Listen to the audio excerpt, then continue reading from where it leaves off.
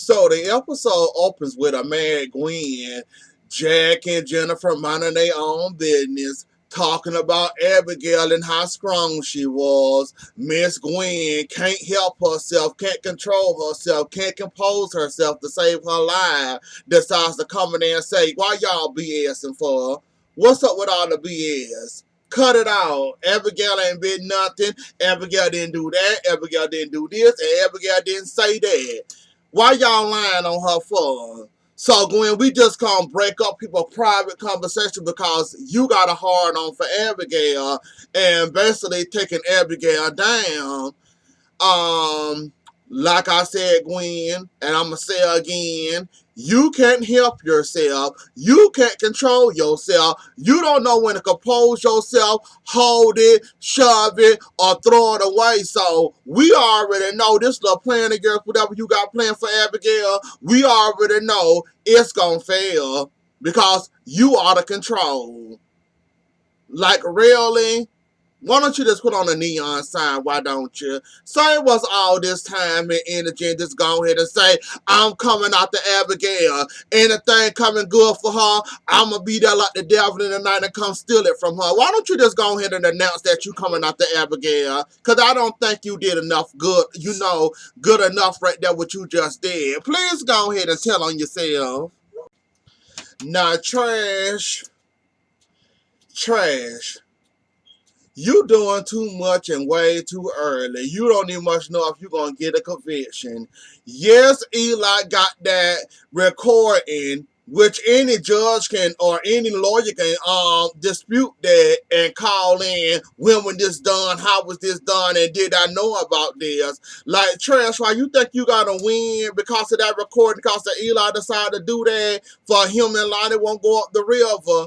Trash. That don't mean you got a conviction, baby. I mean, you might want to calm yourself and compose yourself like I just told Gwen and try to get that slam dunk. Don't throw the ball before you can make sure it hit the basket. You ain't got the point yet now. You ain't even much made it to the basketball court yet, but you just shooting out there throwing air balls and free throws like you go really trash. Really, that's what we doing now. We just out there being all immature as ever, coming to people dogs, talking about, so I come to get on some free pastries just in case this her last meal. Like, really trash. Airball. Oh, okay. Okay, trash. You know you're not going to get it just because you want it that bad. Remember somebody else you wanted so bad? Remember that one person you wanted so bad that you still haven't got them to this day. Remember, you got a lot of people you got a hard on for that you want to convict, but you never convicted. So we gonna just run with that track record of your pathetic track record of you not winning cases and actually winning cases. So we just gonna stick with that, and this might be another L for you. So if I was you, I'd calm down and chill out somewhere. Oh, so now we being fake. No, I wasn't talking about Abigail. I was talking about Kristen. Um, Ain't nobody mentioned Kristen, so you're lying. Second of all, this was about Abigail. When the hell did Kristen come up?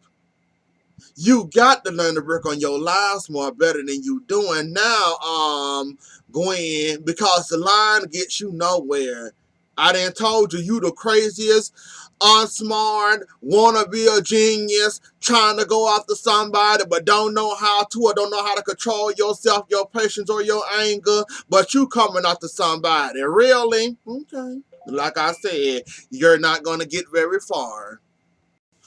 Oh, Gwen, you mad, ain't you? So we mad at Abigail. We trying to lie, said we mad at Kristen for stabbing Victor. Then we go to Jake, and then we go to Gabby. Are we gonna pick and choose which one we really mad at, or we just gonna play? Let's just pull a name out of the air and let's say what they did to me, what they did to me, and how I'm the victim. Are we gonna victim blame all day, or are we gonna pick an actual winner here? I mean, these are a whole lot of names, a whole lot of prizes. What are we doing here, Gwen? Only one can win the prize. So pick and choose which one you want to argue with, or which one, better yet, which one you want to sit there and be mad at the most. Cause sound like you got a whole lot of angry people mad at you. Well, you mad at a whole lot of people that you just came in town just a couple of months ago. Well, yeah, a few months, and you already then collected you a few bags, and a few enemies. So I'm confused. You mad at all these people over God knows what. We already know why you mad at all these people.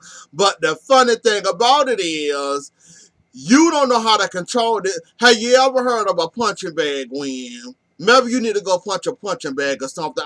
I mean, you got too much heat and anger up there in your chest. You might need to get down, take a breather, relax, drink again like you've been doing, go run, ride a track or stuff. You need to go do something to get this anger off your chest, because that is bad and toxic for you, Gwen. Very bad for you. Okay, Chad, what the hell did Jake do to you now? Last time I checked, you was kissing his woman.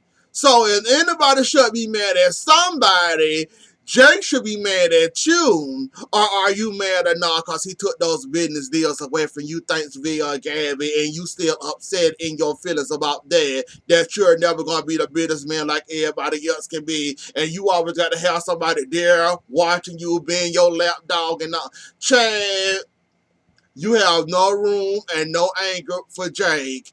Jake should have all the anger for you. Now, if you mad about them little business deals and them meetings that he was doing with via Gabby, you need to go take that up with somebody who cares. Like Abigail saying, peace and brokering peace is a good thing. Don't nobody want to go around angry, mad, upset in their feelings all day, every day. Hell, you're looking at the man all day anyways. Would a hang in the step about be a bad thing, Chad? Where Charlotte and Thomas getting to know their uncle, do that sound like a bad idea to you? I mean, like I said, you really ain't got no logical reason to be mad at Jake. Last time I checked. So, what's the problem? What's the arrangement? What's going on here? Because I'm not understanding why you so pressed in your feelings and upset yelling at your wife about her trying to broker peace between the both of y'all. I'm not understanding. Help me understand, Chad, why you so pressed all of a sudden on Jake. Kane, sweetheart, since I had to suffer through that scene and I said I want to fast forward it, but I said, nah, I want to see Messy Kate try to be messy. Kate, rule number one, when you trying to get the dirt, the tea, the information on somebody, you don't go around asking them about their whole entire biography, their whole life, their love life, none of that, the marriage. You ease into the conversation. Y'all both talk about each other's lives. You tell him about your life, he'll tell you about his life. So you just sit up here waiting for your car to get fixed, knowing darn well you got the money, you can go to basically any mechanic you want to. You chose to go to Jake. Okay, fine. Oh, yes, however, knowing you can go to any mechanic you want to, you chose Jake. Then you have the nerve and the audacity to sit there and grill him. Really, really, Kate? This is what we doing now? Like, you got to be more discreet than what you are. It's like you want to be a bad girl. You want to try to help Chad, be his flunky. But you going by doing it the wrong way, calling yourself keeping an eye on Jake. And you basically got this man up here about to spill his goods. And you're not spilling none of your secrets. Really, Kane? Kane, you too old for this not to know this. You supposed to talk. We supposed to have an experience talking. Like I give you a little piece. Maybe he'll tell me a piece of his life. I tell him another piece of what happened to me. Maybe he'll talk and give me another piece. You don't sit there and grill this man on every piece of his life, love life, and Kane. Now I know you more mature and more smarter than that. That's all I'ma say. Smarter and mature than what you are in this scene. You know what, Eli? Besides doing what Trash say, what the hell you need to be doing is going to get Lonnie, cussing her out, telling her out for Phil, telling her how dead behind she was wrong for protecting Kristen and all the stuff she did. Now we got you, the no good, nasty cop, or should I say the dirty cop, that's going around trying to get a conviction any means possible to save his wife, the other dirty car that's helping the criminal come in and out of Salem. So, Eli, if you really want to blame somebody, you need to be having this conversation with Lonnie. I'm not feeling sorry for you nor Lonnie at all in this situation at all. I refuse to feel sorry for any one of y'all. Because you noticed what your wife was doing. I would have told Lonnie, look, I'm the officer of the law.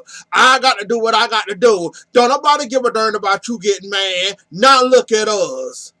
If I would have spoke up a bit more vocal to my wife that was breaking the law, we wouldn't be in this situation and we might not be going to jail because you decided to help your criminal friend who got away with stabbing somebody out of trouble getting in and out of Salem. Now look at me trying to protect our necks by going around setting people up with false recordings and all this. So, Eli, if you want to blame somebody, if you really want to be mad at somebody, look at the one you got pregnant. Look at the one you sleeping with. Look at the one you call wife. Look at her. Don't blame Kristen.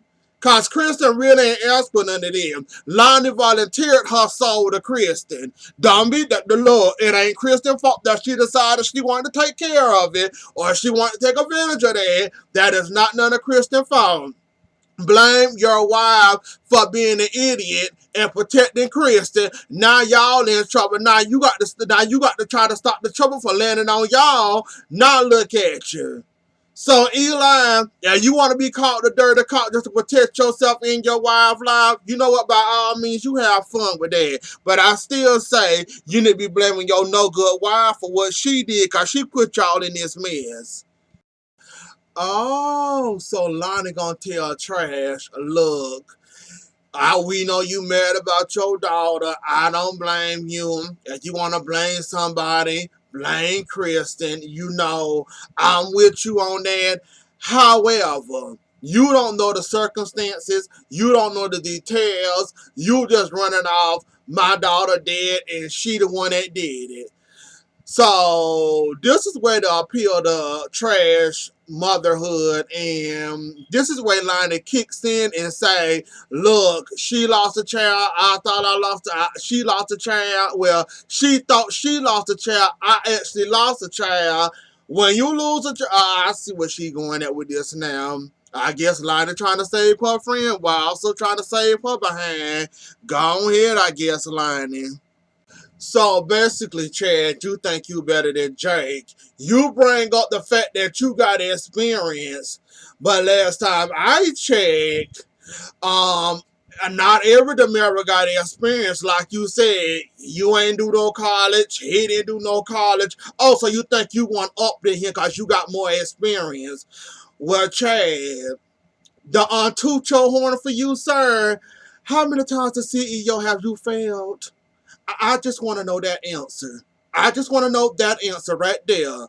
How many times have you as CEO failed bad, miserably? How many times did you fail, Chad? How many times somebody had to jump in and save your behind? Shall we go down the list? K, and anybody else that can help you?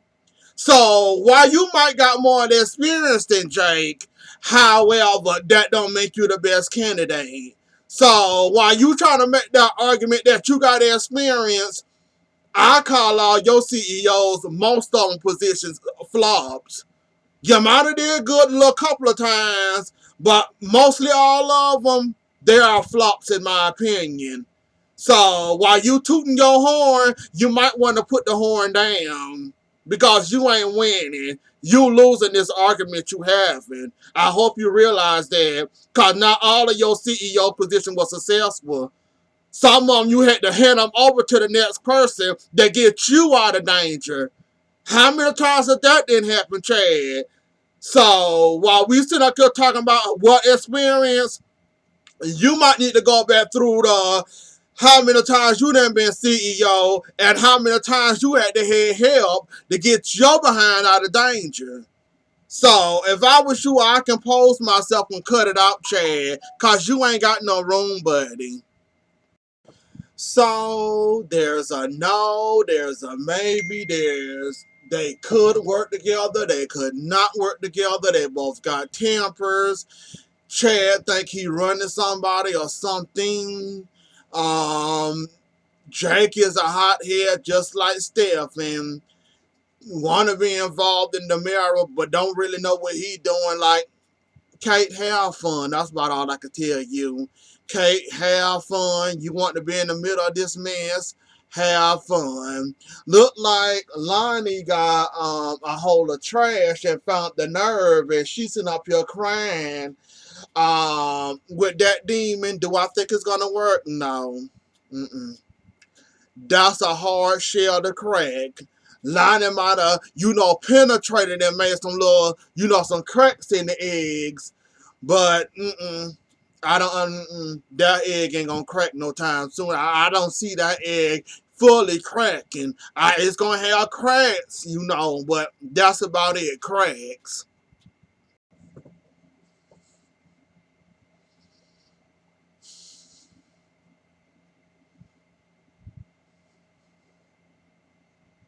Now, Chad, I'm trying to be as nice as possible as I can in this video. King of Sucker Punch. Who do you really think you scaring? Who do you really think you intimidating? Or who you really think gonna be shaking in their boots about you? And how you gonna make somebody go up? Check every every part of that statement you said was so false and so inaccurate. It ain't even much fun. And first of all, you got to put swearing somebody hard. Good luck with that. Two, you got to learn how to intimidate somebody and they be scared of you. You already failed that one and two. So three, beat them down. Sucker puncher don't count as beating somebody behind, Chad. So I'm sorry that you lost again. So how are you planning on making Jake disappearing again? Because I want to know, Mr. King, how are you going to make Jake disappear? How? Away from your company. How are you planning on doing this, sir? You don't have the intimidation factor. You don't scare nobody. Jake from Philly, he willing to scrap anytime. He ready to scrap right now if you try him. You, however, you only got one move, and that's to sucker punch somebody. If you lucky, you'll be successful at it. But most of the time when you sucker punch Chad, it was a fail. It didn't work. It only made the person you sucker punch mad. So I want to know how you plan on making Jake disappear. Please explain. I hope you explain to us how you plan on doing this and who gonna be scared of you and who intimidated and who you gonna use or who you gonna pay off to try to attempt this. And Miss Gwen, Miss Sloppy Gwen, you got caught. You got caught. You got caught talking to yourself again by Jake. He already suspicious of you and Abigail. Now that you talk, okay. Like I said, your plan already then started in the process of you working on it because you can't help yourself, no control yourself, and you have a little rage against yourself. The same rage you had against Abby, the same rage you had against Gabby. Yeah, that same rage. Yeah, that's coming back to bite you in your behind all over again. Good luck with your plan to take down Abigail, though. I wish you all the worst. Oh no, no, no, Kristen! Oh God, Kristen. Why I commend you for doing the right thing. Listening to Eli. Oh gosh. You just messed up things that made it 10 times harder. Like I said, I thought we had a little cracks in the eggs. I didn't know we had a full egg without the shell, but I see we did. And now that we have to wait and see how this goes, y'all. We just gonna have to wait and see how this goes. Do y'all think Kristen is spoiled it? Or do you think that she still got that shell down? Or that wall down? Do y'all think it's still good, or y'all think Kristen walking in there kind of effed it up and yeah, this plan over? For trash to, not go out to Kristen. Do y'all think it's over done with now? Do y'all think it's still good? Y'all let me know. But anyways, though, y'all, that was the episode. Don't forget to like, share, comment, and subscribe. I'll see y'all later. Enjoy the rest of y'all night. Bye.